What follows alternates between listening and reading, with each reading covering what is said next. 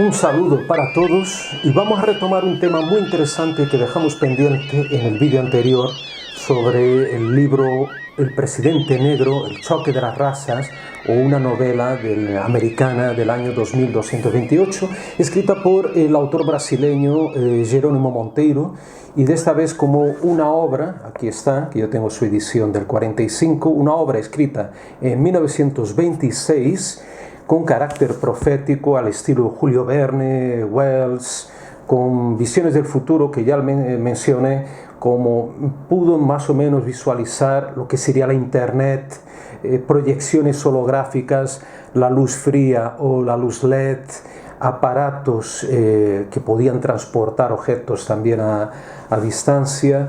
O sea, una serie de visiones muy proféticas, algunas se han cumplido y otras estarán posiblemente en breve por cumplirse. Pero aparte de esto, vamos a recordar que había tres personajes principales: el profesor Benson, que era un científico de origen norteamericano que vivía en Nova Friburgo, en Brasil. Estaba su hija Miss Jane, una chica rubia de ojos azules y muy inteligente, y finalmente estaba Ayrton Lobo, que era un vendedor, un simple vendedor que había sido recogido después del accidente de coche por el profesor Benson y fue llevado a su castillo, donde había un laboratorio, y ahí había desarrollado una máquina que podía ver el futuro, el porveniroscopio. Y a partir de esas imágenes del futuro, de esta visualización del futuro, Miss Jane, la hija, pudo pudo ver cómo sería el futuro, no solo de Brasil, como de Estados Unidos en el año 2228. Vamos a los hechos. Continuamos con el libro. La segunda parte, que yo os avisé, os advertí que era terrible. Y realmente veréis por qué ahora. En ese momento es un libro infame. De cierta manera podemos decir que es un libro infame. No tendría que desaparecer, porque ningún libro debe desaparecer, sino ser interpretado, que quede como registro para interpretación en el futuro, para un análisis. Entonces vamos a hablar de lo que se comenta. En ese futuro, Miss Jane, que es la que había visto todo por el viroscopio, por esta máquina, esta bola, esa esfera, ella habla, y voy a comentar literalmente, voy a leeros partes del libro para que veáis que no estoy mintiendo. En la página 81 de mi edición del 45, ella habla que en Brasil se estropearon las dos razas, o sea, la negra y la blanca, fundiéndose, miscigenándose. El negro perdió sus admirables cualidades físicas de salvaje, y el blanco sufrió inestable empeoramiento en su carácter. Queda muy claro el corte racista de esta frase pronunciada por Miss Jane y puesta ahí en el libro, lógicamente, por Monteiro Lobato. En la página 82, Miss Jane defendía, o por lo menos contaba, que había ya un apartheid en aquel Estados Unidos del futuro, o se mantenía, que literalmente impidió que una raza se desnaturalizase, se descristalizase, y la otra conservó a ambas en estado de relativa pureza. Fue la más fecunda profilaxia. O sea, lo que quiere decir es que esa separación de razas que no se mezclaron permitió que se mantuvieran con cierta pureza esas razas. Eso es lo que ella viene a decir. Y en esa misma página ella dice, criticando a Brasil, Miss Jane, el amor mató Brasil. Mató en Brasil la posibilidad de una suprema expresión biológica. El odio creó en América, Estados Unidos, la gloria de la eugenesia, del eugenismo humano.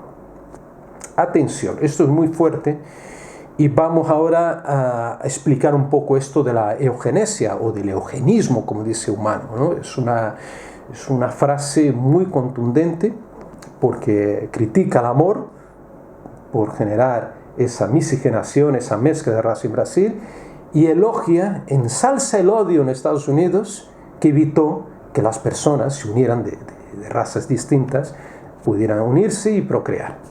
Entonces todo eso viene de la eugenesia, que es en su momento fue considerada una ciencia. En realidad es una pseudociencia, hoy se considera una pseudociencia, y era más bien un movimiento político, ideológico, que surge de digamos, de las clases más elevadas, más altas, de gente más pudiente, de una cierta élite, no solo europea como norteamericana, y que desarrollan toda una serie de elementos para excluir otras razas, y no solo otras razas, como otras personas también supuestamente inferiores para ellos. Entonces esta pseudociencia empleaba, su mecanismo, su instrumental era la selección de las personas, de la raza o de las personas, del ser humano. En este caso, el objetivo era de la eugenesia crear una raza, en este caso para ellos blanca, ¿no? Una raza más fuerte, más sana y más inteligente. Ese era el objetivo, excluyendo a aquellos con problemas físicos, mentales y con taras sociales, bandidos, prostitutas y otro tipo de personas, digamos, antisociales según los criterios de aquel momento. Entonces esos métodos más tarde se implementarían y emplearían entonces estos eugenetistas, emplearían métodos como la esterilización humana. Entonces ellos esterilizarían personas que ellos consideraban que no eran aptas para procrear, dentro de esos criterios más o menos muy vagos, muy nebulosos que ellos creían, por ejemplo, personas, las mismas prostitutas, por ejemplo. Y también usaban como instrumento práctico la eutanasia, ya sabéis lo que es, también el asesinato directo, genocidio, el aborto inducido también, y como dije, una selección artificial de personas que deberían o no procrear.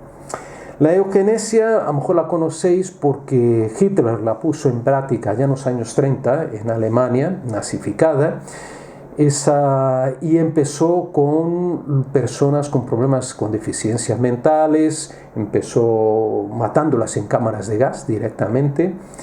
También la aplicó ya finalmente en los campos de concentración contra los judíos, contra los homosexuales, contra los gitanos, y incluso hasta comunistas, hasta los comunistas lo consideraban que eran personas indeseables. Entonces esto es la eugenesia, y esto es lo que iba defendiendo a lo largo del libro, ya a partir más o menos de la segunda mitad del libro, Miss Jane, a partir lógicamente del pensamiento de Monteiro Lobato, que os contaré quién influye al final de todo esto.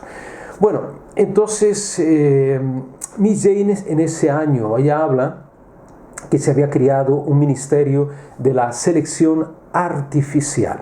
Ese ministerio es que aplicaba la ley, literalmente, aplicación de la ley espartana contra los nacidos mal formados y deficientes mentales.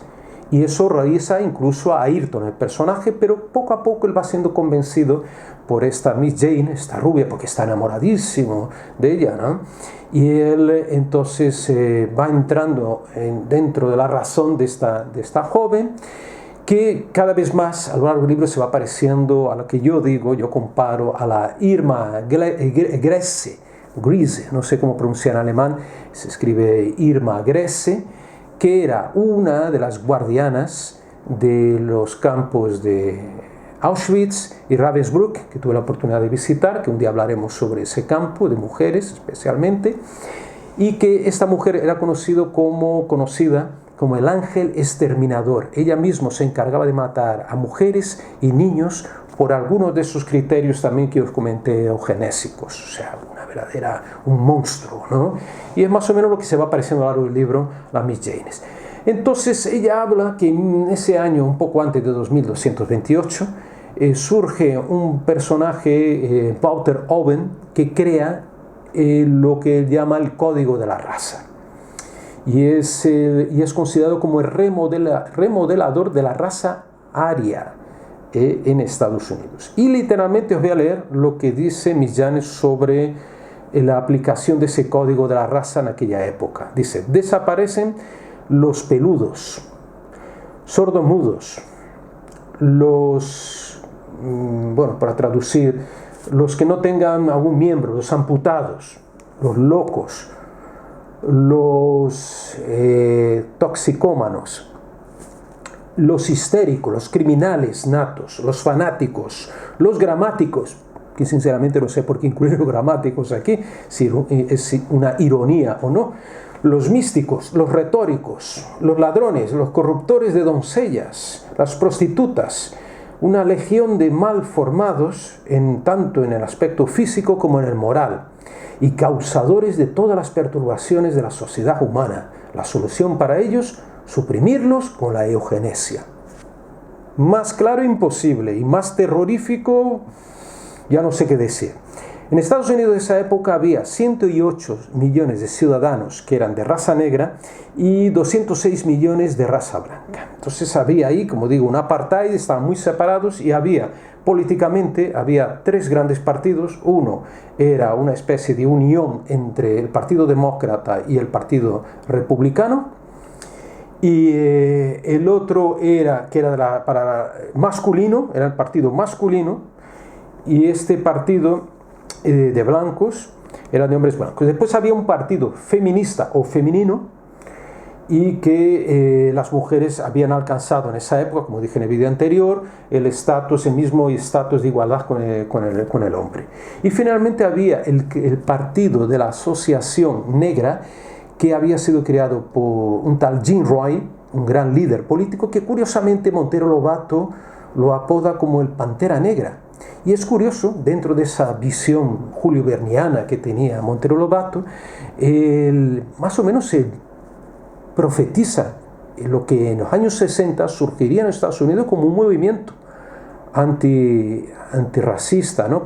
Para defender a los negros, un grupo de negros que crea el movimiento de las Panteras Negras, un movimiento radical de izquierdas, pero bueno, es como si adivinara, ¿no? Monteiro Lobato la existencia del futuro, llamando a ese presidente el Pantera Negra.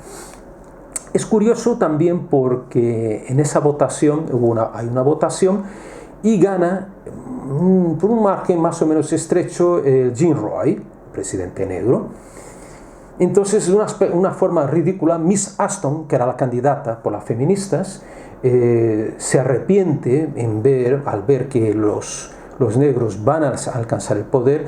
Entonces se arrepiente de todo su movimiento feminista, de haber criticado al hombre, y se lanza literalmente a los brazos del candidato del grupo de los hombres blancos, que era Carroll, del presidente Carroll. Entonces se lanza a los brazos, incluso se casa con él y reniega de todo su pensamiento feminista. Algo bastante ridículo, pero bueno, eso lo cuenta el libro.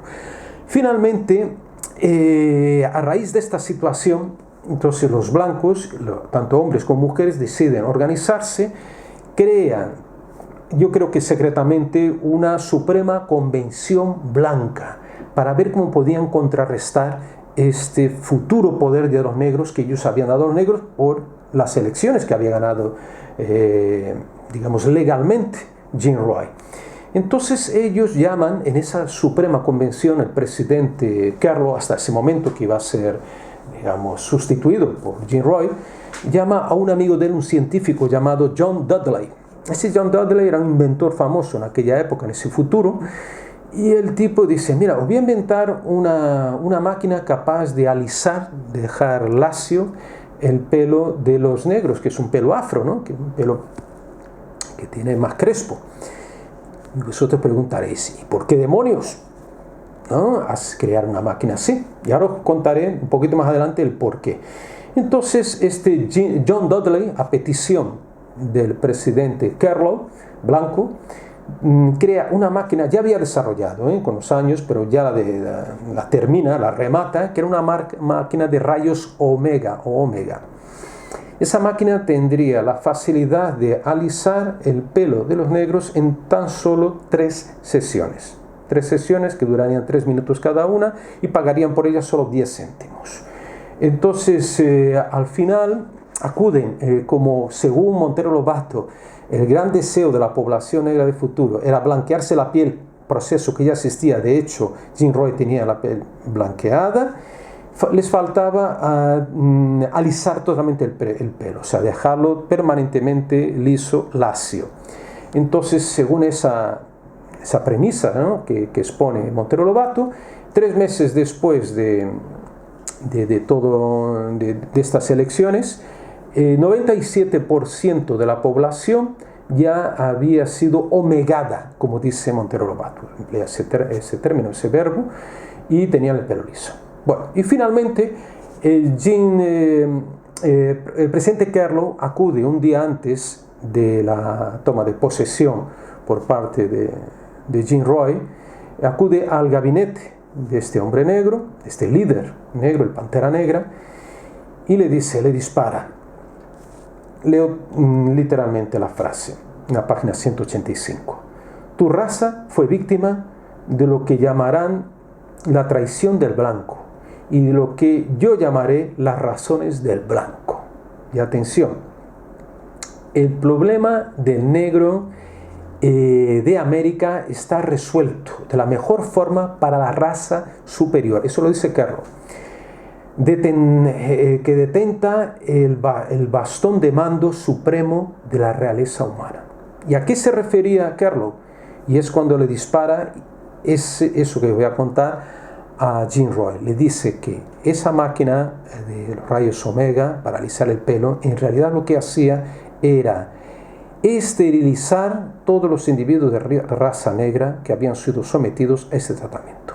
O sea, no podían procrear, no podrían tener hijos. Y con eso sería el fin de la raza negra. Más terrible que esto, imposible. Este libro infame, es así, tengo que decirlo, es un libro infame, preconizaba este tipo de situación, y el libro termina con que el Jean Roy recibe esa noticia al día siguiente, el día que tenía que tomar posesión de su cargo, aparece muerto en su despacho. No explica bien Monteiro Lobato si fue un suicidio o qué, pero seguramente murió, se suicidó a raíz de esto, y de forma incomprensible dice que la población de raza negra no se rebeló, no hizo nada, se conformó, se resignó con esa noticia, y así acaba el libro. La Miss Jane se casa con Ayrton, este simple funcionario, y así termina la historia.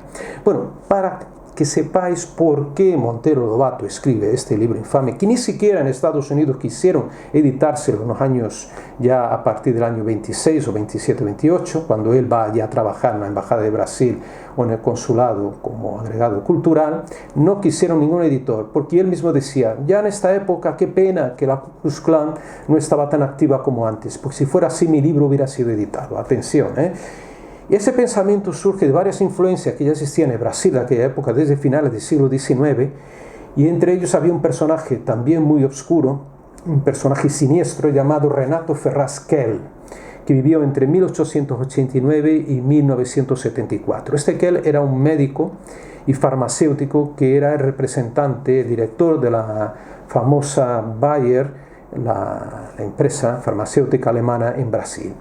Y este hombre acabó, desarrollando estas teorías eugenésicas en Brasil, y más tarde, en los años 30, él elogiaría todo lo que había hecho Hitler hasta aquel momento en relación a la aplicación de la eutanasia entre personas con deficiencias físicas y mentales, o sea, la aplicación de la eugenesia nazis que vosotros conocéis. Y finalmente, para rematar esa historia y para demostrar ese lado más oscuro de Monteiro Lobato, en 2011 surgió una carta de Monteiro Lobato a un escritor, Arthur Neiva, una carta fechada del 10 de abril de 1928, que decía literalmente: el país de los mestizos, que era Brasil, donde el blanco no tiene fuerza para organizar una Ku Klux Klan, es un país perdido para los altos destinos. El mestizaje del negro destruye la capacidad constructiva. Yo creo que no hace falta comentar más en relación al pensamiento de Monteiro Lobato y de este libro, El Presidente Negro, un libro de eso que podríamos tachar directamente de infame, pero bueno, que está ahí y está bien de saber, si el que tenga estómago, porque a mí me costó mucho llegar hasta el final, y que tenga estómago de leerlo, podrá ver ese panorama de esa época, estudiar el personaje, estudiar también un poco la eugenesia en Brasil. O sea, es importante tenerlo, pero contextualizarlo. Amigos, si os gusta este vídeo, dejad por favor el like, no insultos, sino comentarios, por favor. Puedes también suscribirse a mi canal, dar un apoyo que es importante para que yo siga haciendo más vídeos de este corte, de misterios, de historias poco conocidas, historias raras. Muchísimas gracias por la atención.